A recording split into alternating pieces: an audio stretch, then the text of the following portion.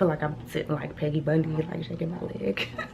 What's up guys, welcome back to my YouTube channel. Today's video is going to be my update on the Nexplanon that I got back in February of 2015. If you're interested in this update or even my original thought process when I got the surgery, as well as why I got it, I will put that video down below so you can check that out. Let's just get into it. I'm sorry if there's a glare, like I need my glasses on right now, so sorry not sorry. The birth control that I was using, which was the depot shot, was somehow decreasing my bone mass because I had been using it for so long. In order to stop that I needed to switch my birth control. Pills, I can't take those every day. I just can't. I have a forgetful mind and I can't take the same pill the same time every day for the rest of my life. Like I just can't. I don't have that kind of mindset. Even if I set an alarm, I'm gonna somehow forget. Like I set an alarm for work every day and I'm still late. It makes no difference. So pill didn't work for me. I didn't want any of the other options. The option that I chose that would best suit me out of all the birth control options was the Nexplanon, and that is the implant that you get in your arm. In the last video I told you that it did stop bleeding a few days after I got it, maybe a week in total. Okay, it completely healed after about 2 months and the bruising was gone, all that stuff. I can show you guys what it looks like now. Looks like a pretty normal arm. Right there, I can still feel the implant from about here to here. Let me get a little closer. This is this little, that's where the hole was, and it, like I had that big black scar. Now it's just, or scab, and now it's just a regular scar.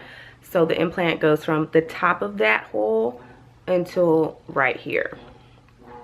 Okay, so it's pretty freaking long, and it does feel pretty weird. It feels like a little almost tube of something, of some sort of plastic tube is what it feels like inside. As I mentioned in my first video, it was about a month in between the time that I was supposed to get my regular depot shot and didn't, and the time I actually got the implant. And because of that, and also because I was getting something new put in my body, because of that time span and getting something new in my body, my face reacted so horribly. The lack of, and then extra production or whatever, it fucked my face up, okay? I had massive bumps on my face. This spot right here, or these spots right here, is typically where I get the most acne. If I get acne at all, it'll be in this area. Now, because I'm a plucker, that did not help the situation at all. It started off with little bumps on my face, and of course I would pluck them, pop them, whatever, and they turned into huge, massive bumps. Like my face got so bad, and it was that way for like 3 months. Like cleaning my face on the regular, that wasn't helping. It was my body getting used to not having those hormones, because like I said, there was a month span where I wasn't doing depot and I was just waiting on the implant to come in. And if you don't know, you literally have only a few days, maybe less than a week, to get your depot shot. Like if they tell you you need to get your depot on this day, it's usually a few days before you need to get it, because if you miss that mark, it's basically like missing the pill for the day. You know what I'm saying? Like you're fucking with your hormones.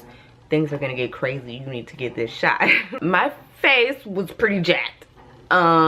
And I'll see if I can find pictures or something and insert them somewhere in here so you can see. Of course, they're not going to be the best pictures, and that's because I didn't want them to be when I took them. You know what I'm saying?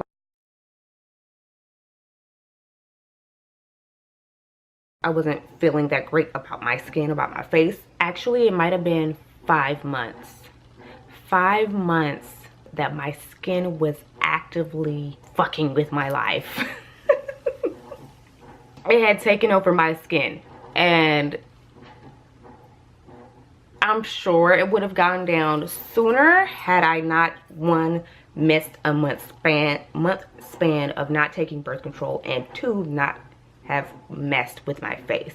I couldn't stand the bumps being there, so I would try to get rid of them, and in the morning it was like, you know, you took one away, but we brought 3 bitches back with us. You know what I'm saying? Like, this is not a party. Get out.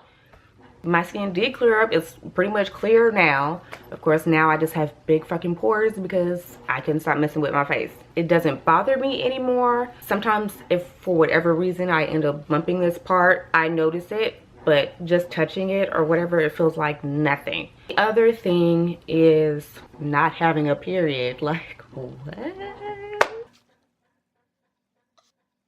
Yeah, I just brought that back. I have not had a period in over a year. Now, I have had what I would call like fake periods, because maybe every 4 months or so, maybe something that lasts maybe a day and then goes away. Not even like crazy full period for one day, like the end of your period where you just need a panty liner for half a day kind of period. It's gone. I don't have to worry about that ever.